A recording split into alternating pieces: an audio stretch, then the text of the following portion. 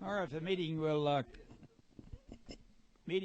come to order. The Defense and Veterans Affairs Committee, and as I announced over there, this should be a fun meeting because we don't have any bills yet, and so that's a good way to start. I think we're not behind, but it's going to be a fun meeting. We've got several things we want to cover here today, and we're fortunate to have the Commissioner, Veterans Affairs, and his two assistants. I don't know, was it anybody else? Somebody? Yeah, we got somebody else there. They announce their name in a minute, and we'll just get ready to.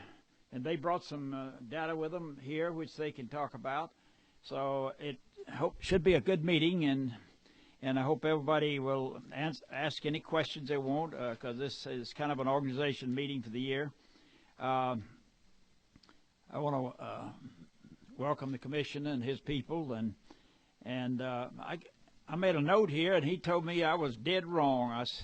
I was going to say I want to welcome the commissioner of the Georgia Department of Veterans Service, Commissioner Pete Wheeler, who I believe is the longest serving public servant in the U.S., and I put on 50, and he said, "You're way off."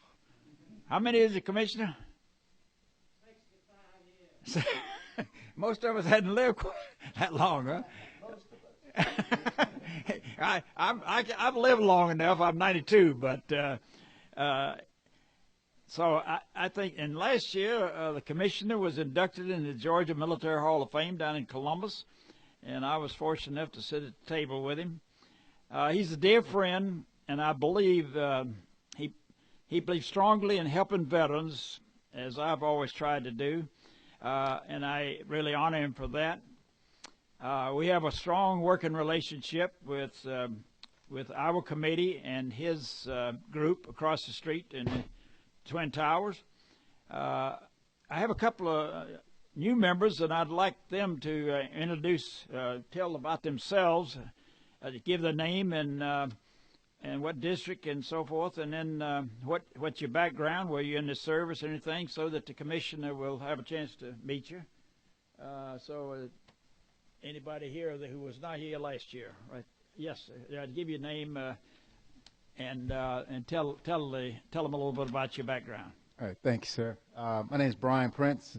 I'm out of the House District 127, which covers parts of Richmond and Jefferson County. I am retired military, Army. Retired Lieutenant Colonel from the Signal Corps. So thanks for having me aboard. Were you in wartime service anywhere? Yes, sir. I did some time in Iraq. Where? Iraq. Oh, Iraq. Okay. Yeah, that's good. Any other? Remember, it wasn't here last year. Who? I got him. Yeah. All right. Well, I just want to be sure the commission met. We only got one year last year, Commissioner.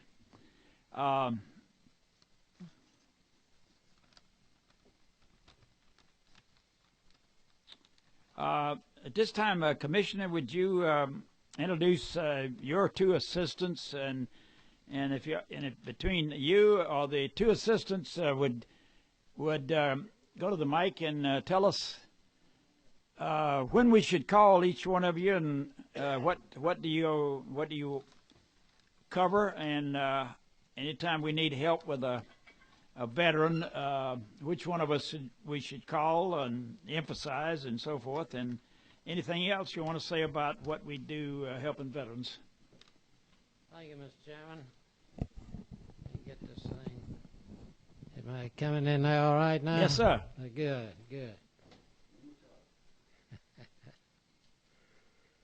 It's an honor to be here with you today. I feel very privileged to come and meet with you again. Chairman Yates and I have been friends at least 50 years, and I hope we make 50 more. We're both working on it. You're well on your way. And we want to make sure that when we get there, we don't see any pitchforks or things like that, and the temperature is cool. We're looking forward to having you all come over tomorrow sometime. I think at 1:30, I believe. I'll show you Adolf Hitler's head. I have his head Adolf Hitler's head. It will be shown you tomorrow. It was cut off during World War II with a hacksaw, and the largest monument in Berlin was right in the middle of Berlin. Largest monument was Adolf Hitler. A Georgia GI climbed up with a hacksaw and cut his head off, and we have it there with a Jewish bag over it in a safe. But I'll wake him up and let you hit him in the head if you want to tomorrow if you come over.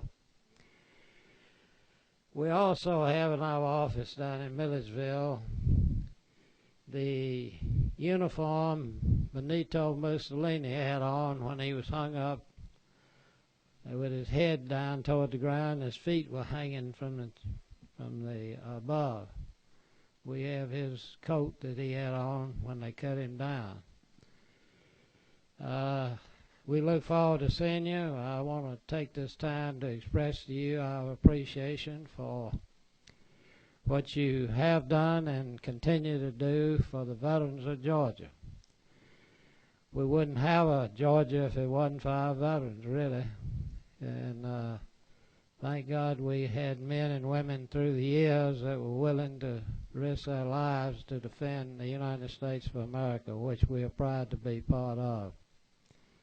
And I hope we are together for many years to come. I want to just give you a little very short summary of what we do.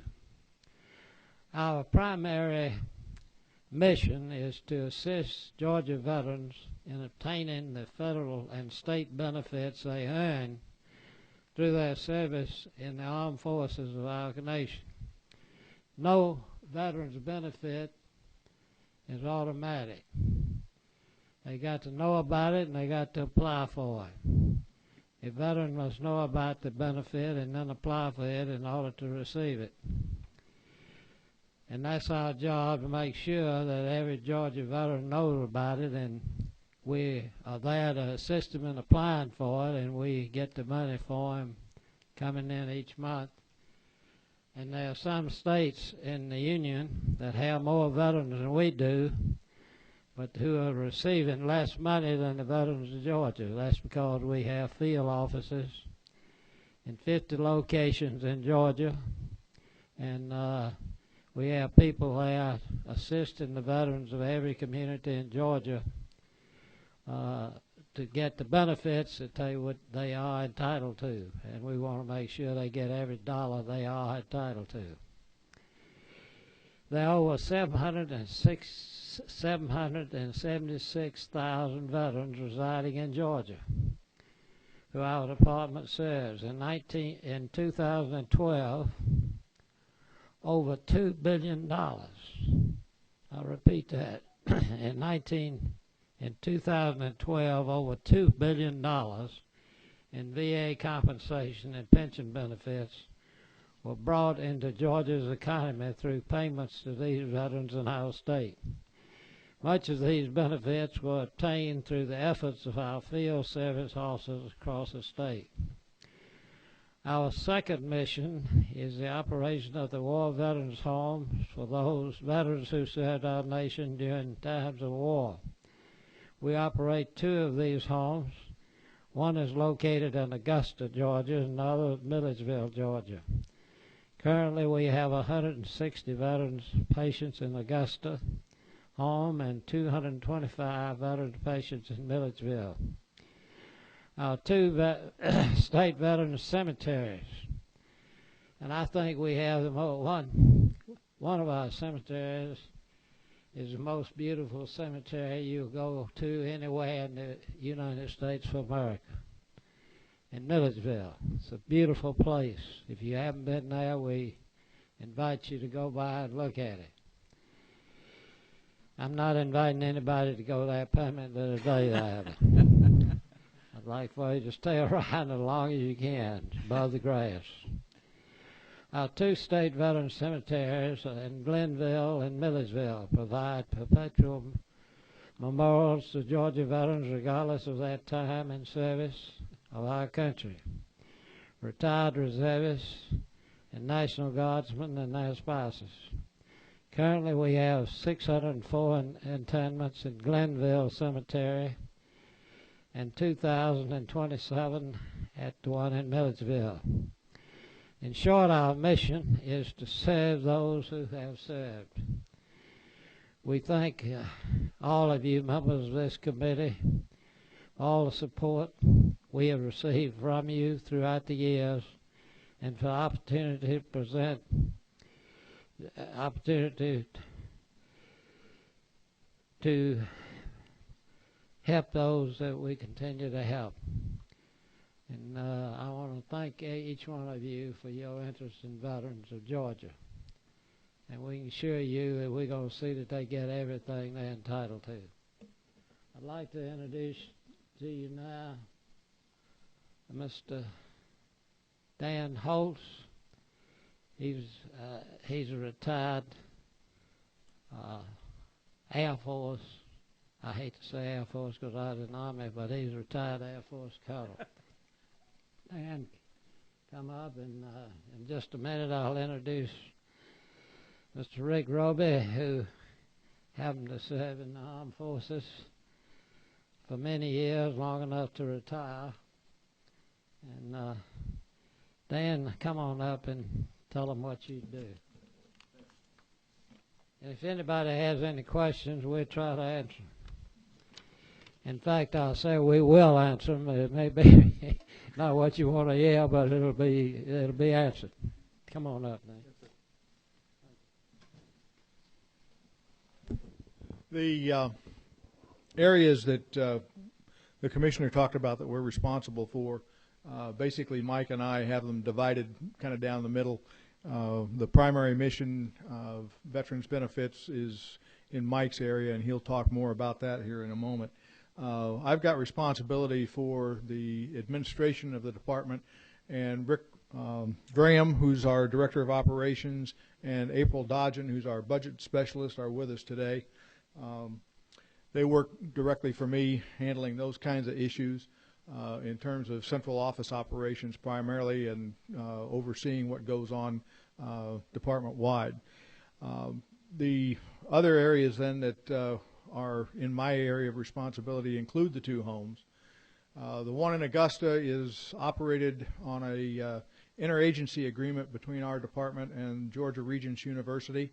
It's been there, I believe, since about 1968, and sits right across the street from the Georgia Regents University Medical College on 15th Street. Up on the hill, if you've ever been over there and seen a big blue building, that's us. In Milledgeville, the home down there at one time was part of the what is now Central State Hospital, was separated out in 1955 and made a separate institution.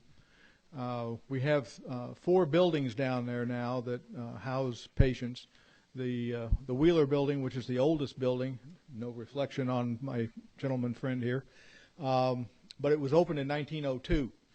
And over the years, we have put a lot of money in that building to keep it alive. And we have in there right now 2 what we call memory support units, primarily for ambulatory Alzheimer patients. One of them is fully operational with 24 patients. The other one right now is undergoing renovation. It was opened up in 2000, actually 2001, and operated continuously until about a year and a half ago, when we opened up the second one. And when we did that, we said we got to go back into the first one and make it a little bit more current in the way it's set up. So we're in the process of trying to do that. That home in Milledgeville is operated for us under a contract with United Veterans Service, which is a subsidiary of Pruitt Corporation, which is a nursing home provider located here in Georgia. And they own and operate I think probably about 95 nursing homes across the state of Georgia, South Carolina, North Carolina, and they also have one in northern Florida down in the Pensacola area. They've been doing a real good job for us. They've operated that home for us since it was privatized back in fiscal '97, and we've been very pleased with the services that they've provided. Then, as the Commissioner mentioned, we have 2 cemeteries, one in Glenville. and one in Milledgeville. I will agree with him, the one in Milledgeville is extremely beautiful. However, I must defend the one in Glenville because it's right there also. It's just a lot smaller, and it doesn't have all the beautiful hills and trees. Both of those facilities, as he mentioned, are open to any veteran who has served and their spouses and eligible next of kin. And it's usually defined as someone who is a child who has some kind of a situation where they remain a dependent of the veteran, and they are then eligible to be interred there. We follow the same rules that the national cemeteries do as far as who is eligible for interment, so there's no difference between what we do and what they do. We also are the state approving agency for the VA. We have a contract with them, and what we do there is we approve all of the training sites the VA uses for GI Bill training. Right now that's probably 99% post 9/11 GI Bill focus, which initially, you may recall when they came out with that legislation, it limited itself to colleges only, and that has since been amended and now has reopened up to OJT and apprenticeship programs. So basically the benefit that is there now under post 9/11 GI Bill is now the same as it was previously. But all of the institutions, all the training programs that the VA then provides benefits to the veterans who are students in those programs have to be approved by us, except for those that are in the higher education business, and they're automatically approved because they are accredited. So that's what that function does. If anybody has issues with a constituent having concerns about wanting to be admitted into one of the homes, please feel free to give me a call. I'll be happy to help you on that. I would say that be sure that they have done all that they can do in talking with the folks at the home to get them all the paperwork that's necessary. The process basically is they're eligible to be admitted at one of the homes if they have been a Georgia resident for 5 years immediately prior to admission. They must have served during a period of wartime as defined by the federal government and the state of Georgia. And if they meet basically those two requirements, as far as the state is concerned, they're eligible to come in. Once the application is made, then the VA has to approve it because the VA is paying roughly 50% of the cost of care. So if they're eligible by reason of living here for 5 years, have served during wartime, and the VA says it's okay, they can come in. Sometimes that can be a convoluted process because the VA wants to see details as to why they need nursing home care, and that's understandable. So, but you know, we're here to help. So if anyone has any concerns about that, you know, you can give us a call and we'll assist any way we can to facilitate that. I guess I'll throw it open for questions if that's okay, Mr. Chairman, and we can go from there. Yeah, I would. On the cemeteries, husband and wife, they must be buried in the same spot up above and below and whatever is that? The cemeteries are constructed in such a way under federal VA standards that they are what's called double-depth crypts. Okay. And they are one on top of the other. Okay. It's on a first-come, first-served basis. So whichever one passes away first, they go into the first available crypt, and then their name is put on the marker. And then when the spouse passes away, they are then put into that same site, and they're put in on top because that's the one that's available. Yeah, I've attended funerals at the cemetery, the one over across the river in Alabama, and Fort Mitchell, I believe it's Yes, called. sir. And it's very, very well done ceremony and everything. It's all dignity. I want to say that to the members, if you see something look like it needs fixing, going wrong, or whatever on some of this stuff in the budget, I'll tell you how we ended up with working with the commissioner on the cemetery in Milledgeville. They had assigned the budget to a person who was not familiar with with veteran cemeteries, and so she was about to cut the budget drastically. And I talked to my friend Senator Hill, who's pretty influential in budget over the Senate side, and talked to the commissioner, and it was a good thing we did, because the federal government had given us some money to buy the land to expand it in the cemetery down in Millersville, and there was a little caveat in there which they put in it. If you don't use this for that, you owe us $1 million, and that didn't sound too good to me and the commissioner. So and it says that you must agree to keep this cemetery up to Veterans Administration standards into perpetuity, and I think the dictionary said that's forever. Yes, sir. And so that was a meaningful thing that I learned. And as I say, so keep your eyes open on the budget. If you see something that looks like it wrong, it could be. And That's true. So that's one thing that on the cemetery. If you allow me to excuse myself, gentlemen, I've got to go chair subcommittee Ways and Means. I do hate to run out on you. We'll bring you this your part of that. You got it? Okay, that's good.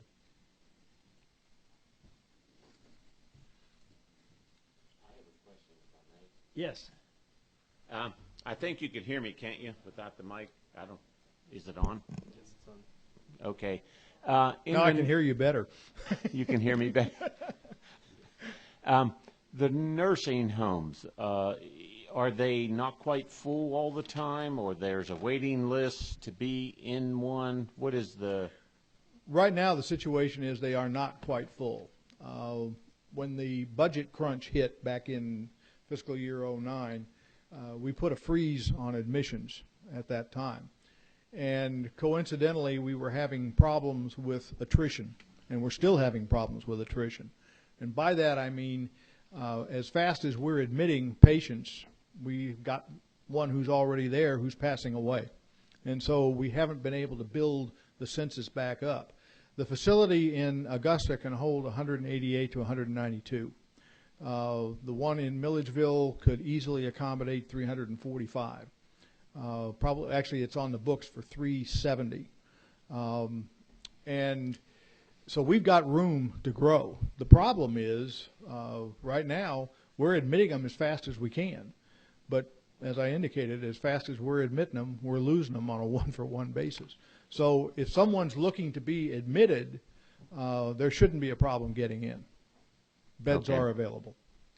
And it's not a budgetary restriction as to No, how sir. many you have or anything? No. It's just, okay.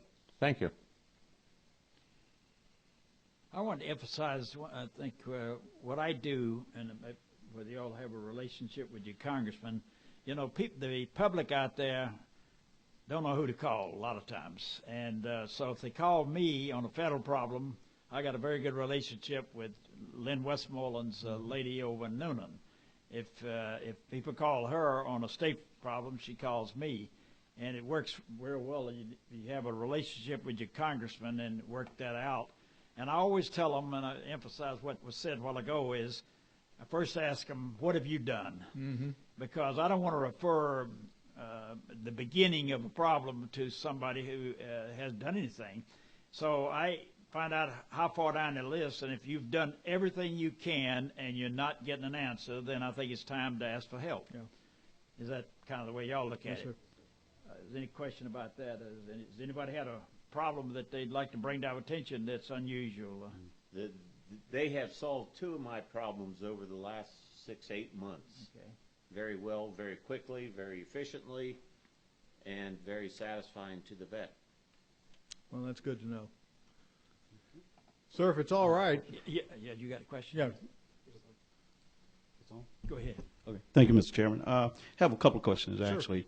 The first, do you have a program in place, and understanding that you're dealing with the state issues with veterans, do you have a program in place that would help veterans that live in this state with navigating the VA benefits packages and eligibility? We do, and Mike Roby will talk about that in just a moment. Okay. The second part of my question is, you said that one of the requirements, or some of the requirements, were spending at least having lived in Georgia 5 years to be eligible. Right. The other one you said that have served in a combat or war Time of wartime. Time of war. Would the Cold War qualify?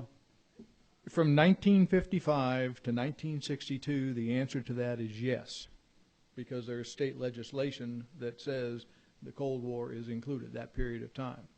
From 1975 to August 1st of 1990, the answer to that is no. Okay, and it brings me, a lot of folks don't, when they start naming wars, I mean, we were involved, the Cold War was real, especially if you were assigned in Europe. Absolutely, And I so was with there. Sabotage and Yes. espionage and all those kinds of things. So I just wanted to make sure that the Cold War was included It in is that. And so, for the 50s and early 60s, but not for the 70s and 80s. okay, and you said up to 1990, Right, correct? just before From we went 1975 to 1990, is there anything from to what now? I'm sorry. Yeah. So 1990 would have been the end, quote unquote, of Actually, it's the beginning of Persian Gulf One. so gotcha. Okay, Gotcha. and we're still in officially Persian Gulf One. They've just continued on, and so the whole business that occurred when we went into Kuwait to liberate Kuwait, they never terminated that operation. Okay, as a period of war, and then after 9/11, and we went into Afghanistan, and then ultimately into Iraq, they got incorporated into that same wartime period. So we're still in, technically, Persian Gulf One. Okay, thank you. Sir, if it's all right, I'd like to turn it over to Mike and let him pick up on the veterans benefit side. Yeah, I was going to, let's see, there was one other point I was going to make. Unless I'd go ahead. Okay, Mike. Thank you, Dan. Commissioner mentioned earlier Rick Roby. Well, I did have a brother that worked for the department. He retired 2 years ago, but I'm Mike Roby. 23 years United States Army, retired Sergeant Major. As Dan mentioned, and the Commissioner, I serve as the Assistant Commissioner for the Field Operations and Claims Division. We have, as the Commissioner mentioned earlier, we have currently 50 field offices throughout Georgia. Far north is Blairsville, as far south as St. Mary's. We're hoping by the end of this year we're going to have 2 more offices. We're waiting right now with the VA. We're hoping by the end of this month we're going to have an office opened out at Fort McPherson. We're going to have 2 people out there. And Rick and Dan are working with state properties on a location for an office in Cobb County, and we're going to have 2 people there. So we're hoping at the end of the year we'll be up to 52 offices. We are fortunate here in the state of Georgia. Inside the Veterans Administration, we have 15 people that are employed there. They're state employees. They work for Commissioner Wheeler. They're what we call our claim staff. We call them our go-to folks. Instead of us having to get on the 1-800-827-1000 and wait all day, we can call the claim staff and get a hold of 5 of the folks there are secretaries, and the other 10 are what we call counselors. So, and they're broken down by digits. The last 2 digits of the Social Security number or the claim number is what they're responsible for. And we can get a hold of one of those 10, tell them what we have. They will research the problem, get back with us, and we provide an answer to you good folks or the veteran or the widow, whoever's asking the question. So, and we're one of the only states in the United States that has that, and we're very fortunate. The other 49 field offices, some of them are a 1-person office, some of them are a 3-person office, depending on the veteran population. They do a wonderful job. As Commissioner Dan said, there's 776,000 veterans in Georgia. And the latest statistics that we've seen, there are roughly 190,000 of those veterans receiving benefits from the VA. Okay? And as Commissioner alluded to, in fiscal year 2012, there was right at $2 billion paid to the veterans in Georgia. And a lot of that, I will say, is to the efforts of our folks in our department, along with working with the other service organizations, the American Legion, the Veterans of Foreign Wars, to make that happen. Okay? If you have a constituent that has a claims issue or problem, please give me a call, and I will have one of my, we are broken down into North and South. We have Mr. Harry Evans serves as the North Georgia Regional Director. He works out of the Gainesville office, and he basically has from Atlanta up to Blairsville, as you were, from Griffin up to Blairsville. Mr. Craig Cortier, who's stationed out of Bainbridge, Georgia, basically has from Macon down to St. Mary's. And those are my two go-to guys as far as if we have a situation in one of those offices. So we take a lot of pride in what we do. As you all know, with the 9/11 events, people want things yesterday. You know, we have situations in everyday occurrence. They'll write the governor's office and say, Governor, I filed my claim 2 years ago and I hadn't heard anything. We investigated. It was 2 months ago, not 2 years ago. But that's the kind of things that, you know, we have to live with. But we're up for the challenge, and we appreciate it. In addition to being the field operations and claims assistant commissioner, Commissioner Wheeler hosts every year a veteran supermarket, and he's done that since 1966. The first one he held was in Columbus, Georgia. And he told me, he said, Mike, I almost killed the folks. He worked them from 9 in the morning till 10 at night. So we haven't done that. We do it now from 9 to 3. The commissioner picks the site where that's going to be each year. Last year we had it down in Savannah, Georgia. The year before that we were in Albany. Feel certain we will probably be up in the North Georgia area this year. And we hold that every year in December, right around Pearl Harbor Day. Yes, sir. You had 3,450 people show up in Savannah. We were at the National Guard Armory in Savannah last year. In addition, we do the proclamations, Veterans Day proclamation ceremony at the Capitol each year. And then, of course, we have our annual training that we provide to our folks, and we work hand in hand with the VA and have their folks come in and teach the classes. And we do that in the summer months of every year. But, gentlemen, if you have anything, Dan and I and the commissioner, we all work together as a team to make it happen. And if there's any claims issues, someone thinks their claim's taking too long or they haven't heard anything, I would, please ask you to get in contact with me, and we will certainly be sure and check it out. Sir, to answer your question, you ask about claims benefits. They can go online and do the e-benefits.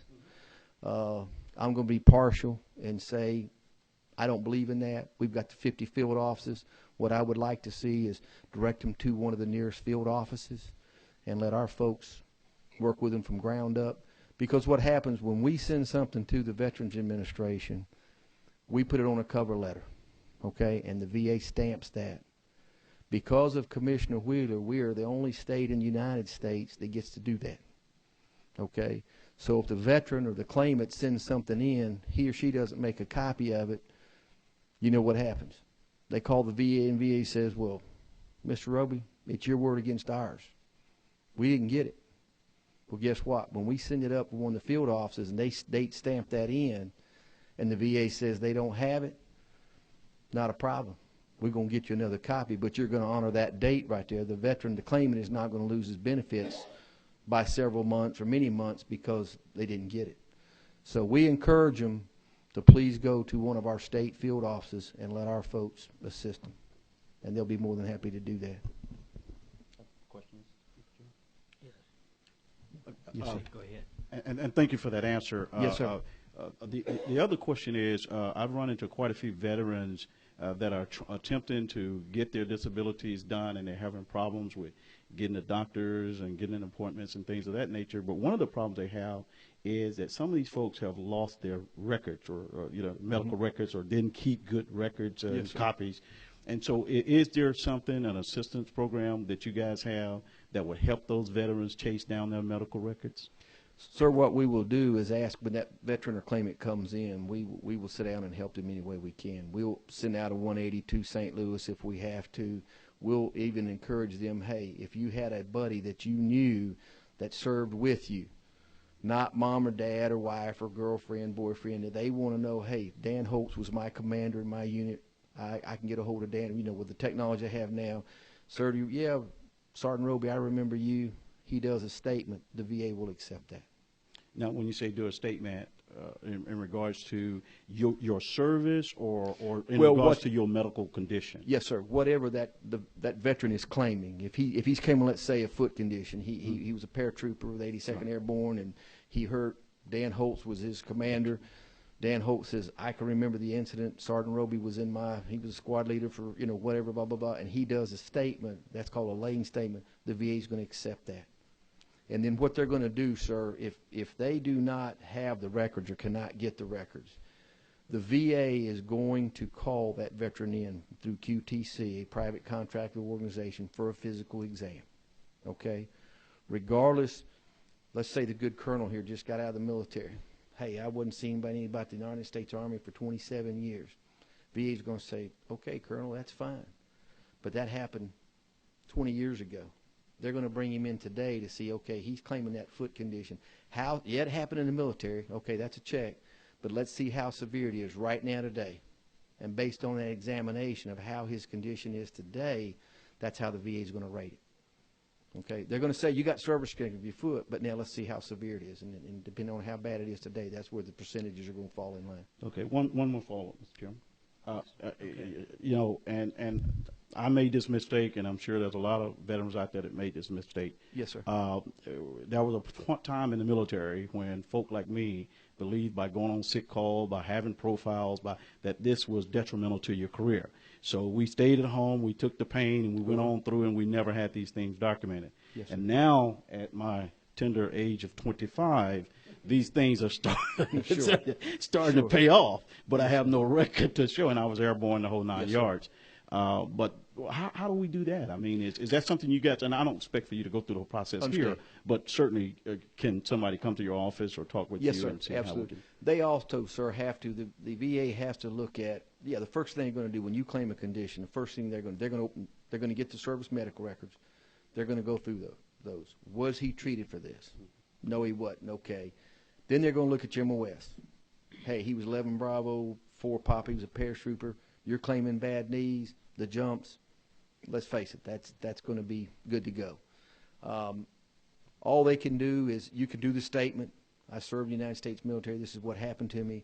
If you can get statements from fellow soldiers, that's certainly going to help you. But yes, our counselors, our folks in the field will guide them in the right direction. Most certainly will, sir. Thank you. Yes, sir. Mr. Chairman, Tell us a little bit about the fire that burned up so many records in St. Louis. Yes, sir. What years was that? Sir, that was in 1973. What years records did it mainly affect? Does anybody know? No, sir. They didn't. Rick, they didn't really. It was in the early 70s, 73, okay. Chairman Yates, and they were in the process of taking everything off of paper and putting it on microfiche. If you all remember, we had the viewfinders. You had to slide the microfiche in there and go through all that good stuff, to look at it. But what they can do, sir, is in most cases, especially for a DD-214, they can do what they call a certificate of service. They will send the veteran a questionnaire. Okay, Roby, you said yours. Tell us when you entered the military, where you entered it, and then what they can do is a certificate of service. And it basically says, this is to verify that Michael E. Roby served honorably in the United States Army from 1971 to 1994. The VA has to accept that in the place of a 214. They have to for benefits. I'll tell you one from a personal experience. I had we got a group of people down in Griffin. We call it Voice of Veterans, and we get together. And one fellow had a problem, and he didn't have all the records. And I took him over to the VA in Decatur, and I was the expert witness because I was, I spent time at front lines, and I was in the artillery outfit to top it off. Yes, sir. And he had a hearing problem, and so I testified to two things. Because an ammunition ship had exploded close to him and ruined his hearing. So I was able to say that people in the middle of war don't make records every time somebody goes into the aid station. Yes, sir. So I was testified to that, and I testified to, that the entire war I was never issued plugs for my ears. So, it was pretty good information to know that this is firsthand. It didn't happen. It don't happen. Yes, sir. And so, I'm like Winston Churchill. Never give up. Never give up. Never give up. I was rated high at Ford Motor Company in tenaciously. never give up. Yes, sir. And it works. It takes the place of brains and money and everything else a lot of times. That's very good. I appreciate that. Let me say one thing. I was a part of what y'all went to this last year. First time in my life I went to a congressional hearing. And Johnny Isaacson had one down at Georgia State, down the street from the Capitol. And he raked the VA over the coals for being so far behind on claims. And then I was shocked when I read it in a news report that there's more service people have been killed by commit suicide than been killed by the Taliban. And I don't know whether that's a true statement. That's what it said. And I know there's a lot of them out there. And what kind of progress have you seen since Johnny Isaacson had that hearing? Sir, they're trying, of course, Chairman Yates. They've now come up with what they call a fully developed claim. And it's supposed to speed up the process. If everything's there, they can rate the claim immediately. It is working. But, sir, it's still right now the average time frame for an initial claim is anywhere from 12 to 18 months. That's too bad. An appeal is running right now about 3 years on an original appeal. You know, my feeling, and I'm not against people like Wounded Warriors program and all that to try to help, but I just have to say that if a federal government puts somebody in war, they should take care of them from then on for whatever they cause, whatever the war caused wrong. That's my feeling. And as I say, I'm not saying anything against all the people who try to help otherwise, and they are very helpful on that. Has anybody else got a question of these gentlemen? I want to make one other statement here. We usually have the National Guard with us, the Adjutant General and everything, but we had so much of that over there celebrating that long birthday that they've had that I just thought I'd make a statement or two that if you got a problem, if some family brings up a problem with a soldier or whatever, they've got a civilian over there, you know. Let's see, what's Russell Carlson, and he is Assistant Adjutant General for the National Guard, and they're up in Marietta, up there at the airfield, as you know. And they've got one general in charge of the Army and one general in charge of the Air Guard, and then they got another one that they had a full page recently published on, and that's the Georgia Defense Force. Now I don't know how many of you know about them, but they did a great job doing Katrina. And when the National Guard's all fighting a war, they are the Guard, you might say. And they must be dedicated folks who just like to play soldier or something because they don't get paid and they buy their own uniform. Now, I don't know whether I would sign up for something like that, but I went to a banquet where they had it out at Fort Mac when it was still open out there at that time, and they got esprit de corps. They seemed to be a good outfit. And I didn't know how many of y'all knew about them, but sometimes we've had them over to the meeting. But that's the reason we didn't have the Guard in. I just wanted to put those comments in there that we work closely with. We in this committee have got two things. We got the National Guard deal with, and we got the veterans. And both we work closely with to do anything we can for veterans. I believe that's all I had on my agenda. Has anybody else got anything else? 1:30 tomorrow. Are we going to meet there, here? Yeah, I left that down here. The last thing. I think that if you haven't been through the commissioner's bailiwick over there, you have missed something. You know, it's a treasure right here in town. And so let's let y'all start it off and tell. You want to meet us down at the base down yes, there? sir. So to kind of get us through all the hierarchy there, they up several floors up. Yes, sir. In the East Tower, right? Yes, sir. And so give us the times and your phone number to call you when we're ready to go over or whatever. Chairman, we coordinated with Ms. Delane in your office. It's You already done that? Yes, sir. 1:30 tomorrow. We'll have someone meet you downstairs at the guard security gas. There you go. Is there another time you catch the ones that can't make that?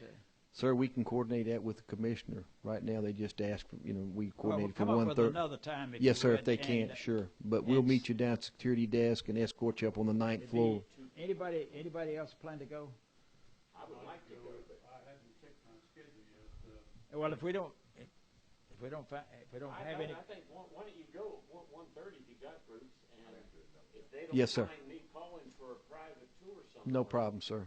Yeah, we just coordinate his No, calendar. okay, and make let's sure. leave it that way. Set this one, and if Yes, sir. if nobody calls you, then it means that we were all tied up with something. Okay, sir. Not a problem. And then after that, give them your phone number. Yes, sir. They've gotten cards, but they can reach us at 404-656-2300. Okay. Either myself or that's Dan, good. That's and great.